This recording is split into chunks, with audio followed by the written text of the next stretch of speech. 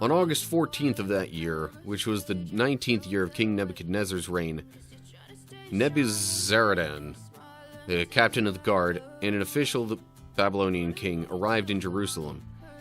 He burned down the temple of the Lord, the royal palace, and all the houses of Jerusalem. He destroyed all the important buildings in the city. Then he supervised the entire Babylonian army as they tore down the walls of Jerusalem on every side. Then Nebuzaradan, the captain of the guard, took as exiles the rest of the people who remained in the city, the defectors who had declared their allegiance to the king of Babylon, and the rest of the population.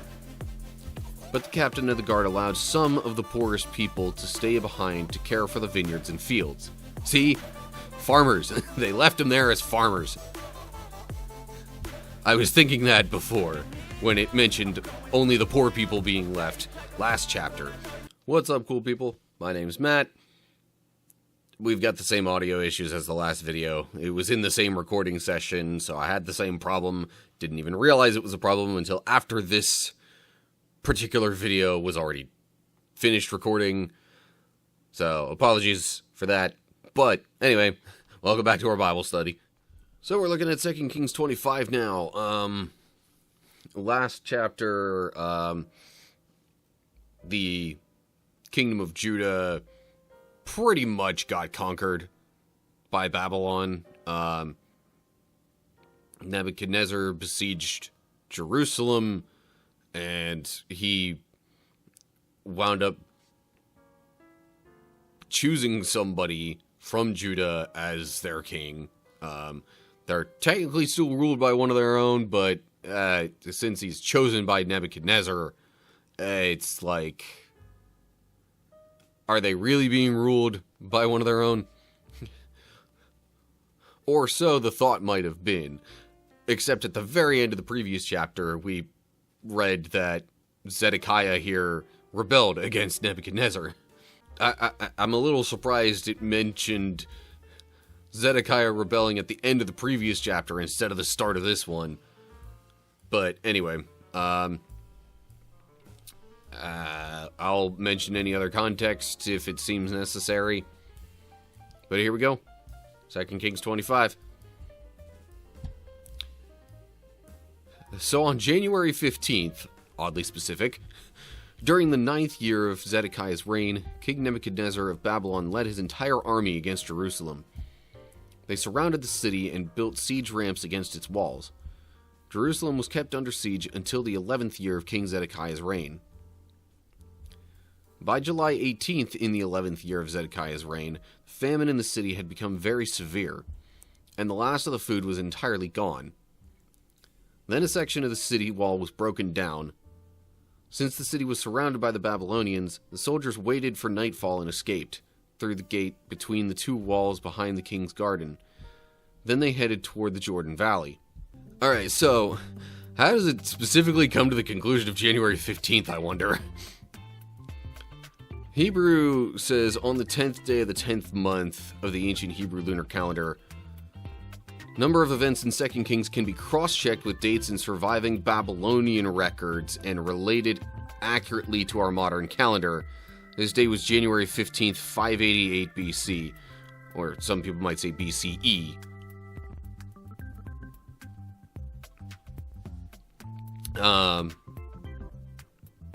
So, I guess because there's that other reference with which to cross-check it, that's how they can come to this very specific date mentioned here. So, I'm guessing it was sometime a little bit before this, Zedekiah started to rebel against Nebuchadnezzar, but then, Babylon comes into Jerusalem and just goes full on, alright, we're taking over fully and completely now. And then by about 2.5 years later, the famine was severe. They managed to break a section of the city wall. Then he was surrounded by the Babylonians. But because part of the wall was broken, the soldiers in Jerusalem, I guess, used that as a way to escape in the night. There's a couple of notes to look at in here. So that was mentioning the specific date and how they came to that. This is just extrapolating from there. Hebrews says the 9th day of the 4th month in the 11th year of Zedekiah's reign. Also cross-referenced with the Babylonian records. Since the city was surrounded by Babylonians... Okay, so Babylonians and Chaldeans might have been considered one and the same? Or, like... Maybe they were at one time called Chaldeans, but later became known as the Babylonians. Or it could be one of those situations where different people groups have different names for them. And then where it mentions they escaped, that's from the Greek manuscripts. Hebrew lacks the word escaped. But then there would be the soldiers waited for nightfall. Then how would the rest of this read? It wouldn't just be and through the... What? So I'd imagine it's the same effect. Hebrews says the Arabah instead of the Jordan Valley. That was just their name at the time for that same area, I'd imagine. Okay, let me... Yeah, this chapter's a little bit longer than the previous one. Let me not spend too long looking at one specific section. On to verse 5. But the Babylonian troops chased the king and overtook him on the plains of Jericho, for his men had all deserted him and scattered. They captured the king and took him to the king of Babylon at Riblah, where they pronounced judgment upon Zedekiah. They made Zedekiah watch as they slaughtered his sons. Then they gouged out Zedekiah's eyes, bound him in bronze chains, and led him away to Babylon. And a few kings ago, Hezekiah was thinking there would be peace when hearing that Babylon would take over. Yeah, I think that was an overly optimistic view on his part. But anyway, could also say Chaldean there instead of Babylonian. But yeah, I guess, you know, making an example of a king that you're conquering wasn't uncommon during those times. But still, that's kind of harsh. Making a guy watch as his sons are killed, and then not killing him, but leaving him in a state that's debatably worse than being dead. Okay, verse 8. On August 14th of that year, which was the 19th year of King Nebuchadnezzar's reign, Nebuzaradan, the captain of the guard, and an official of the Babylonian king, arrived in Jerusalem. He burned down the temple of the Lord, the royal palace, and all the houses of Jerusalem. He destroyed all the important buildings in the city. Then he supervised the entire Babylonian army as they tore down the walls of Jerusalem on every side. Then Nebuzaradan, the captain of the guard, took as exiles the rest of the people who remained in the city, the defectors who had declared their allegiance to the king of Babylon, and the rest of the population. But the captain of the guard allowed some of the poorest people to stay behind to care for the vineyards and fields. See? Farmers. They left them there as farmers. I was thinking that before, when it mentioned only the poor people being left last chapter. Because, like, if you're going to have people care for the land, why not the ones who already live there? Anyway, alright, so, destruction. All sorts of destruction of Jerusalem. Is the general gist of what happens in that city. And then more people get taken away. August 14th. Hebrew says on the 7th day of the 5th month of the ancient Hebrew lunar calendar. The day was specifically August 14th, 586 BC, as referenced by the Babylonian records. Destroyed all the important buildings. Or it could be read as destroyed the houses of all the important people. Which, I mean, it could be similar, but might be some slight differences. Houses of all the important people doesn't necessarily include common use important buildings. But I don't know if at that time there were really too many common areas that nobody really resided in, like we have today with certain businesses and whatnot. But saying all the important buildings doesn't necessarily imply going as far, potentially, with people's houses where they lived. But again, those things might have been one and the same back in those times. Anyway. Okay. Moving on to verse 13. The Babylonians broke up the bronze pillars in front of the Lord's temple, the bronze water carts, and the great bronze basin called the Sea, and they carried all the bronze away to Babylon. They also took all the ash buckets, shovels, lamp snuffers, ladles, and all the other bronze articles used for making sacrifices at the temple. The captain of the guard also took the incense burners and basins, and all the other articles made of pure gold or silver. The weight of the bronze from the two pillars, the sea, and the water carts was too great to be measured. These things had been made for the Lord's temple in the days of Solomon. Each of the pillars was 27 feet tall. The bronze capital on top of each pillar was 7.5 feet high and was decorated with a network of bronze pomegranates all the way around. So, I guess they had already taken most of the gold from the palace and the temple. So, this is just like, alright, well, now they're stripping the entire thing bare. There's pretty much going to be nothing of value, of, common value to most people. Might be a little bit of sentimental value left, but then again, with the temple being burned down,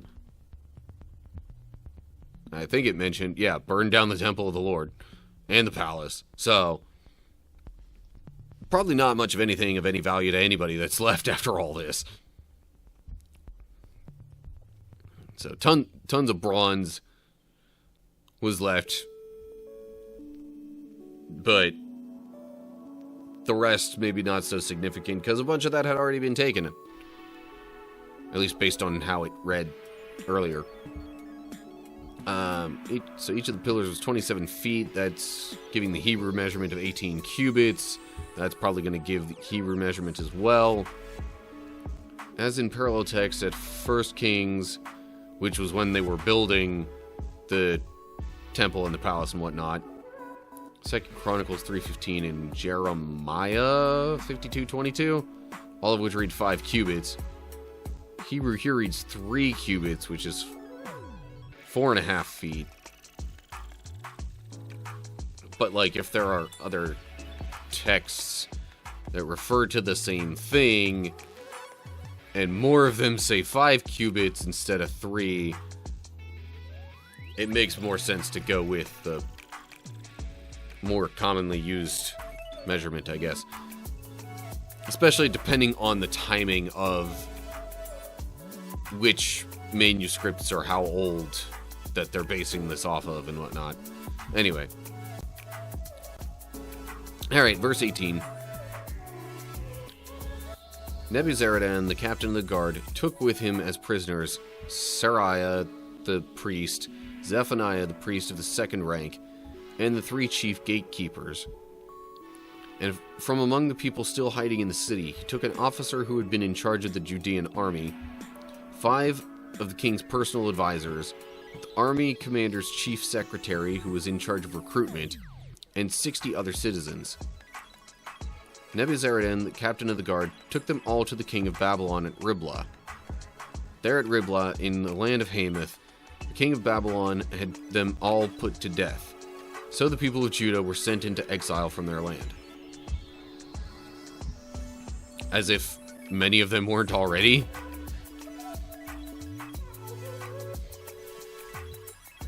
But I guess that, like, pretty much completely, you know, put an end to what was going on in Jerusalem, and therefore, since they had totally taken over the capital, then the rest of the kingdom might have, you know, whatever was left of it, might have then been sent into exile.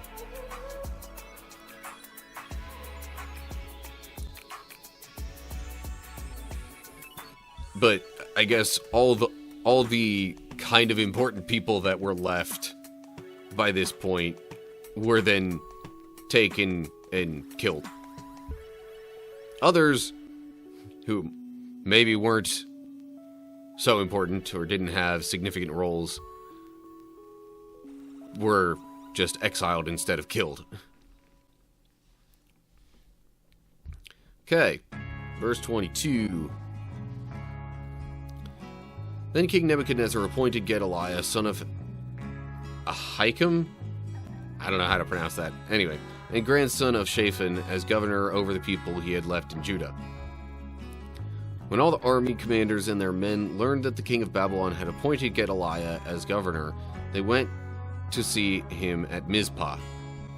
These included Ishmael, son of Nethaniah, Johanan, son of Kareah, Seraiah, son of Tanhumeth, the Netophathite? I don't know.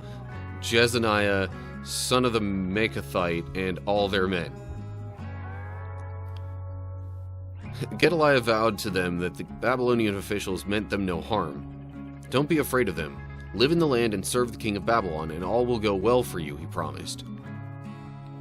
But in mid-autumn of that year, Ishmael, son of Nethaniah and grandson of Elishama, who was a member of the royal family, went to Mizpah with 10 men and killed Gedaliah. He also killed all the Judeans and Babylonians who were with him at Mizpah. Then all the people of Judah, from the least to the greatest, as well as the army commanders, fled in panic to Egypt, for they were afraid of what the Babylonians would do to them. Okay. So they didn't see this as any kind of, like... They didn't see this particular rebellion of Ishmael as, you know, a glimmer of hope. No.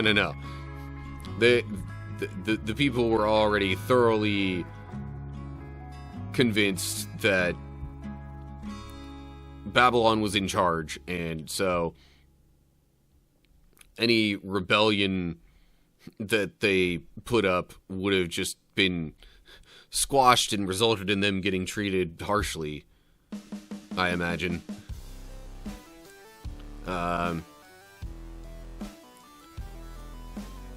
So, notice it now says governor, not king. They're like, we do not recognize this area as its own kingdom anymore. It is officially under our control. We're gonna instate you as a governor, though, because we need somebody here locally to, rule over the people.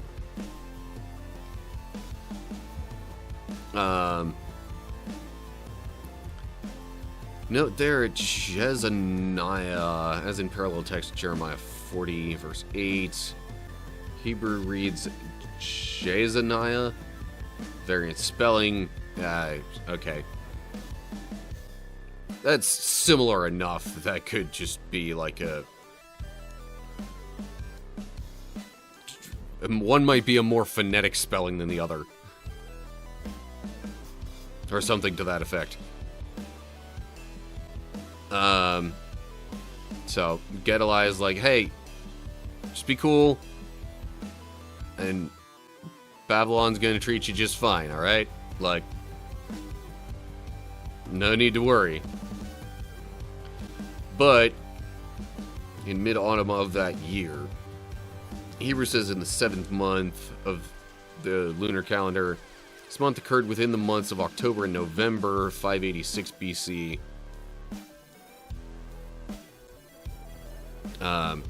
So anyway, this rebellion then happens. Gedaliah is killed, along with, it says, all the Judeans and Babylonians who were with him at Mizpah. Because presumably they would have been loyal to Gedaliah and would have had plenty of reason to try and then retaliate against Ishmael. But the rest of the people of Judah are now worried about how Babylon's going to respond to this. And it says they fled in panic to Egypt. Again, with Egypt. So they're practically... I mean, they literally are then physically back where they had been way back, like, leading up to Moses' time when they were slaves. Or when their ancestors were slaves, more accurately. Okay. Verse 27. In the 37th year of the exile of King Jehoiachin of Judah. I'm gonna assume that's pronounced Evil, or not evil. Evil-Merodach ascended to the Babylonian throne. He was kind to Jehoiachin and released him from prison on April 2nd of that year. He spoke kindly to Jehoiachin and gave him a higher place than all the other exiled kings in Babylon. He supplied Jehoiachin with new clothes to replace his prison garb and allowed him to dine in the king's presence for the rest of his life. So the king gave him a regular food allowance as long as he lived.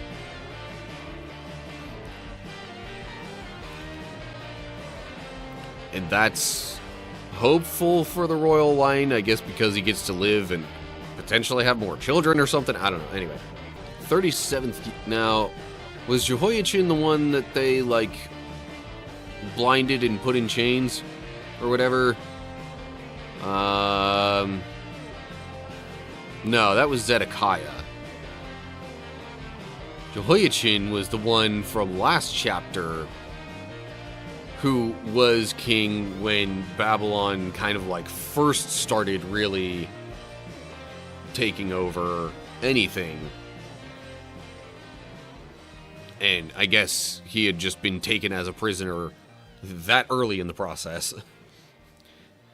And then, in the 37th year of his exile, there's a new king in Babylon who treats him a bit better, at least gives him some pseudo-freedom.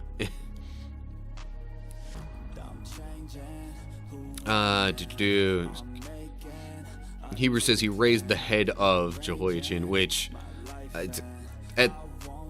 is probably a more metaphorical way of saying that, he, put him in a better place. Like, so usually if you're in a bad mood and someone lifts your head up, that's them trying to encourage you.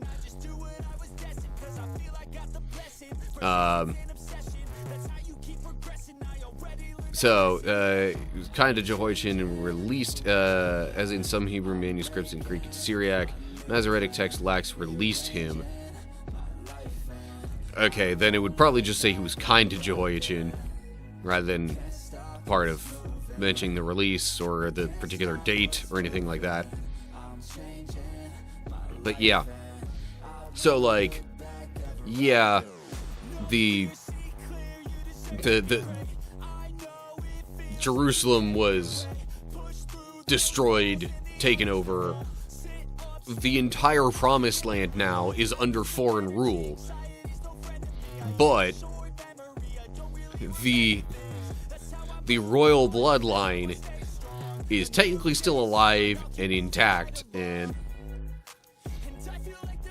so, like, there is technically still the ability for that to resume later down the line.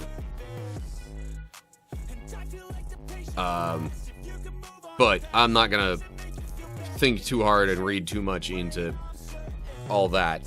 But I would guess that has something to do then with the eventual, you know, ancestry of Jesus. But that's all we got for 2 Kings 25. And that is where we leave things off at the end of 2 Kings. The whole book, not just the chapter. So, brief little sneak peek, air quote. First Chronicles actually kind of backtracks a little bit. I think that's really kind of the first book in the Bible that genuinely backtracks the chronology like that. But I'm sure it'll give us kind of some more detailed on certain things that happened.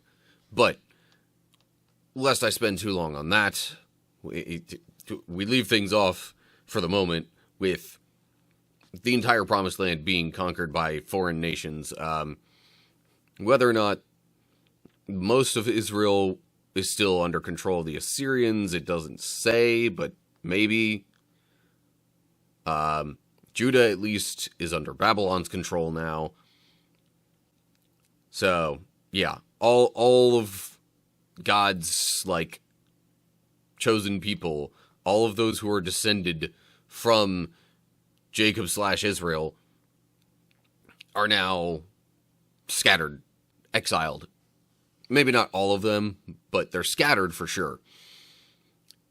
In any case, eventually, somewhere, we'll advance things further along, but this is where I'm not 100% sure where the chronological sequence starts to advance things again anymore.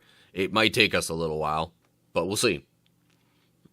If you want to make sure that you don't miss anything, subscribe to the channel to get updates when I post new videos. And of course, like this one if you enjoyed it, and share it with others if you think they will. That will make it more likely that my videos come across your homepage and wherever else you might look on YouTube. And then, you know, look down in the description for links to social media pages, all sorts of other ways to keep up with what I'm doing and interact and all that. And leave your thoughts and questions down in the comments section below all that. So that's going to do it for now. Hope you're all doing well. Hopefully I'll see you soon for another video. But whatever the case is, until next time, stay cool, people.